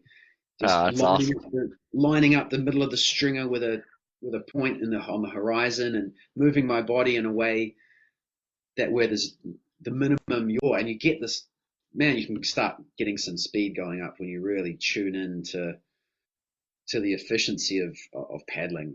Yeah, that's awesome to hear. I love that you still think about that. That's great. Oh yeah, because if you get that, you get to the point where you're choosing a wave on a glider so early. Like Yeah. you just see the swell coming in, and no one else on the lineup's even moved, and you're already like, oh shit, I've got to paddle out to there and turn around because it's going to break another. And I'm gonna, as it breaks, I'm coming in. I want to already have my line set and already be at top paddling speed, so I can stand up on my feet as that wave comes in. I've got all the time in the world to. Like you just think about surfing so differently when you're on a board like that. Everything Yeah. you predict waves earlier, and yeah, it's one of the best things I've done for surfing a shortboard. Yeah. I've had a similar experience with single fin. Like I've ridden when I first tried a single fin for the first time, it forced me to slow everything down and be a little bit more planned with things. And I love it. Like when I feel too spastic on a shortboard, I'll go back on that single fin, and because it slows me down every time. It's a great teacher. So gliders, single fins, boogie boards, all teach us things naturally. Yeah, what's that movie? North Shore. You remember that one? Oh yeah. Yeah. And that's basically what his guru did, right? It's like, you start with this tree, basically, with no fin. Here's a log with no fin. Learn how to surf that first. Yeah. And then shorter and shorter down back to the shortboard. I've fully done that with my son. I've Chandlered my son. I'm like, he's like, I want to ride a shorter board like my friend. I'm like, nope, you got the 9.6 kid. Show me you got control of this thing. I did it wrong. I grew up with the Kelly Slater potato chip boards. Did it wrong. Wish I had saved many years the other way. You know what's funny about that movie though? Is the first surf lesson is they just went out and sat and watched the waves. You remember that? Yeah. Going full circle to what we were talking about with, just learning the ocean. It's incredible. Yeah. Well, that's something that you can always, even waves that you're not surfing, you can look at and predict where they're going to break while you're sitting out the back waiting for a wave to come to where you're going. I sort of play that game all the time as well. Yeah. There's always something to tune into when you're surfing. Well, right. You're always surfing in your head, even when you're not. It's funny because like my kids, I've tried to. They're like, I don't want to go surfing today. I was like, well, we're surfing just by collecting our gear, putting it in the car, going out, settling in, pulling it out, getting our gear on, floating around. Like the whole experience is surfing. You know what I mean? Yeah, that's a good point. Yeah, the whole sort of, like, the conditions are good, but experience tells you that doesn't mean anything. But let's just go anyway. Let's pack the car. Let's go out anyway. We've got music or a podcast on the drive out or conversation. And yeah, even if you get out there and you don't surf or the surf's not that great, it's still like, we did it. Yeah. It was still, I don't think, I forced myself to surf no matter, if I make the effort to drive to the beach, I was like, no, I'm going to go out no matter what and catch at least one. And I've never regretted it, ever. No. Never regret it. Never regret having to turn around and drive home either, because at least, now I know that, at this beach, it turns out it was supposed to be westerly, but this valley has a microclimate. It's onshore when it's supposed to be, whatever learning you learn from getting skunked. Yeah. Yeah, and you never regret it. Like at the end of the office, or, you'd rather have driven out there and just even checked it. Usually for me, when I drive out, I'm getting wet no matter what. Because again, to your point, like when you have enough surf craft, I got fins for body. I body surf 20 minutes at the end of every session anyway. Yeah. So I'm like, I'm getting in no matter what. I had a client shape me a Pipo, the Yeah, bodyboard, and yeah, we took it behind the boat, but I've taken that bodyboard, and that thing hums. So much fun. cool. But Body surfing is something I haven't done much of. you gotta do it more. You gotta do it more. Do Get a you set of use a fins. thing for your hand plane? No, I don't. I'm conscious of that pulling out the shoulder. Like you need your rotator cuff and that whole girdle to be pretty strong, because if you hit a bump or it gets pulled up, it can put it in a really poor position. Yeah. So I just go, my good old hand, that works. Yeah. And lucky for me, my local is a pretty darn fun body surfing spot too. And what's really fun about body surfing is that if you ever do surf a crowded spot, you can always sit inside everybody else. You sit inside even the frothiest shortboarders, and the ones they miss, you can drop in right away, because the Mm. runway is as short as you can get it. Mm. Super Do fun. you what learnings from body surfing do you take into shortboarding? So if you remember from level 2, the runway, and the surf craft that you ride determines how long your runway can be. With body surfing, because you're completely displaced, there's no buoyancy other than you bobbing around. You need to get to planing speed and get on top of the water to actually surf. And so you need more gravity, and you need more momentum transferred to you from the wave. And so the main thing is, how steep can this wave be with very little effort from me? It's like maybe one stroke in, and then you lock your body up as if it's the rail line, and it's the angle that you can go down in a steep wave that has taught me the most. Is that I think about, okay, if I have a hyper thin board that's really knifey, I can do this same thing just maybe a foot back in the runway, just maybe 1 second advantage in the runway, and I can take this same line and just be on a different part of the wave. Like we talked about earlier, like the takeoff grid is pretty big when you think about that grid where you can take off. And where you take off, you end up with a different line, right? So with body surfing, I get to see visually how far deep I can be and what that line might be. And then I think about, could I do that with a shortboard? And inevitably, the answer is yes. You can, by just getting in a second or two earlier with the extra buoyancy from going from displacement to planing, just that split second. And then you just need to set that rail just like you would set your body. So as you're paddling it, when you're catching a wave body surfing, are you forcefully stiffening and straightening your body is that the technique? So it's the same 3-stroke burst or less, depending on how quickly it develops where you're at. And if you don't stiffen your body and go on the side, you're just going to slide right down the front.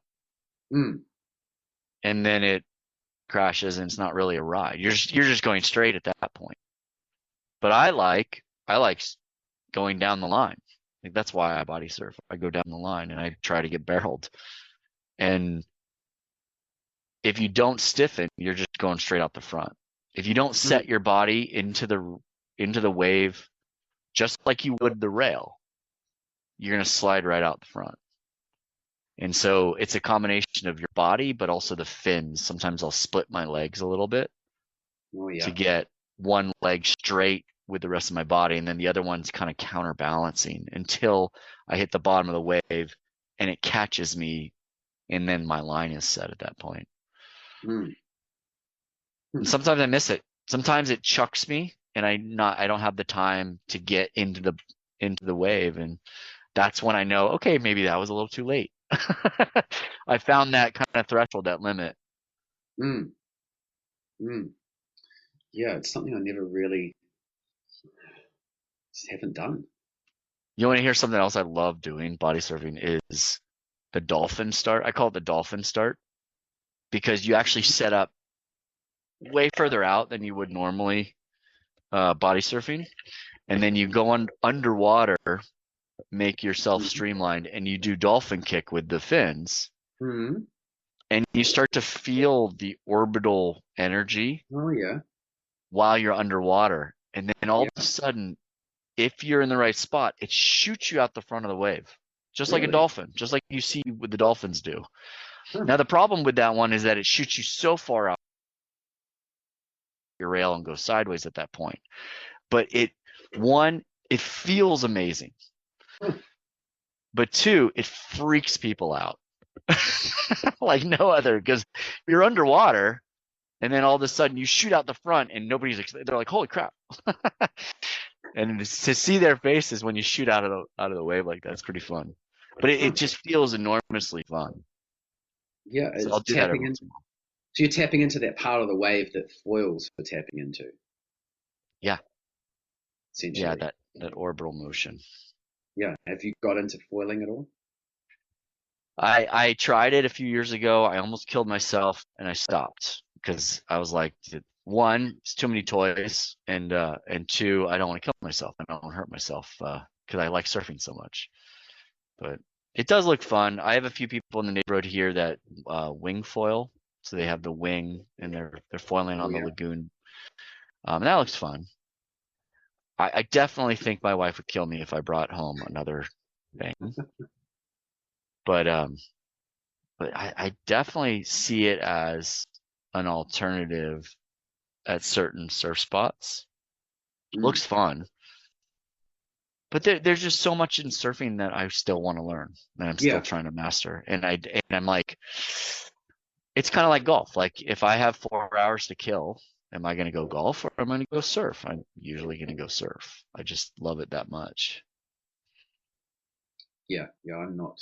I'm intrigued by foiling, but I'm not. So yeah, I'm the same. I think a lot of pro surfers, they're just so exhausted with surfing. They've been there. They've done it all, and they find foiling so challenging and just a new way to approach riding ocean waves. I think that's maybe why there's so many people doing it Yeah. and so excited about it.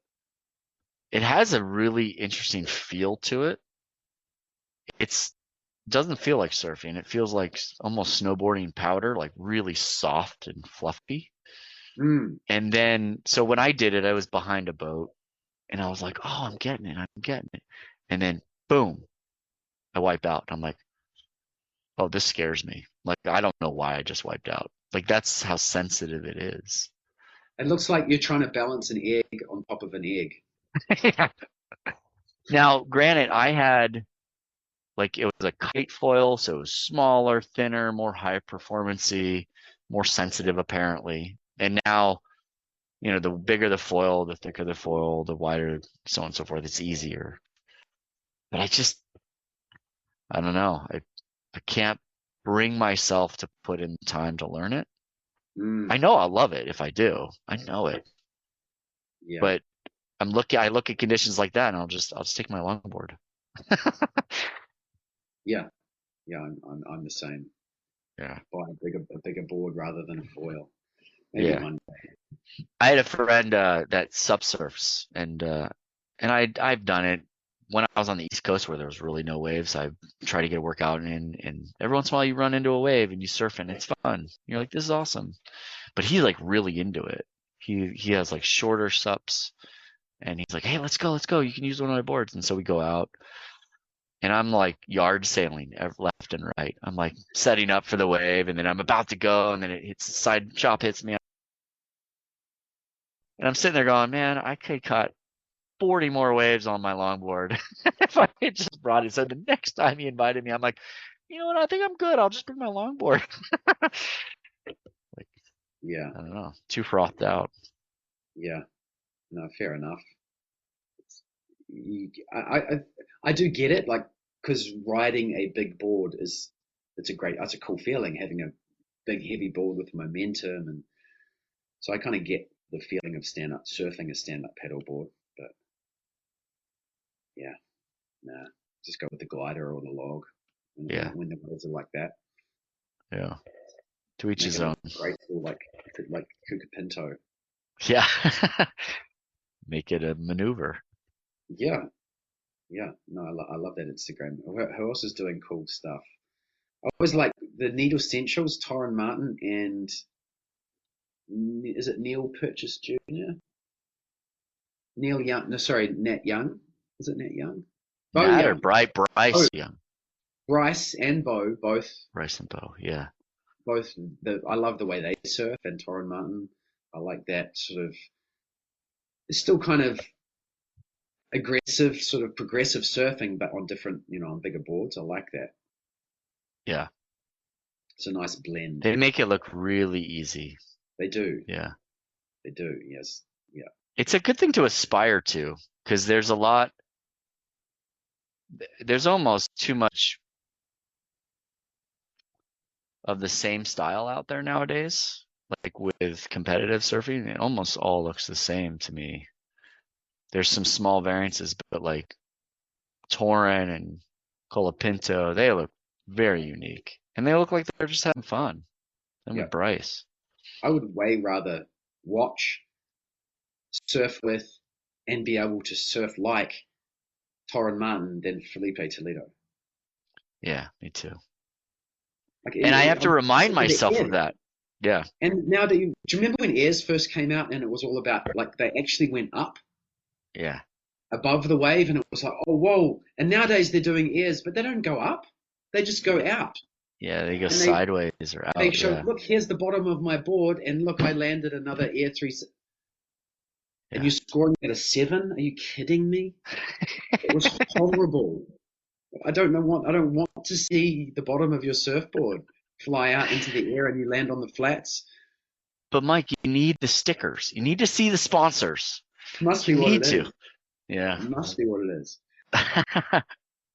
Let's see Bo Young do a layback turn on a big fat wave any day. Yeah. Something like that. But yeah, it's good that people should, and I don't think people should necessarily aspire to surfing a refined shortboard in powerful waves, because that's not our everyday experience. Right. That's pretty rare. Yeah. Like I loved this Surf 100s by Stab, the first one at lowers, because it's like, okay, they're in a huge crowd. We're used to that, check. And it's like it's lowers, which is, like you said, it's a standard wave. And you're like, I can relate to that. I cannot relate to 8 to 10 foot chopu, but I love watching it. Yes, love watching it. So they're fulfilling different needs. Yeah, I'm big enjoying Devin Howard's stuff as well. Like he's playing with Channel Islands on some. He just released a new video surfing the refined version of their big boy shortboard, the M13, I think it's called, something like that. That's interesting to see Devin Howard surf a thruster essentially.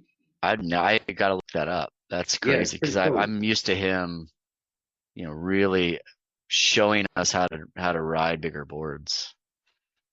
Yeah, check him out on this big thruster. I think it suits his surfing. It's like he's putting a bit of performance into his grace and his wave reading ability. It's cool. Yeah. It's cool to see. I appreciate that. Yeah, it's coming up to the hour. I gotta run. Yeah. 2 hours. It's been 2. Yes. Crazy. So that's the thing. I'll just keep talking.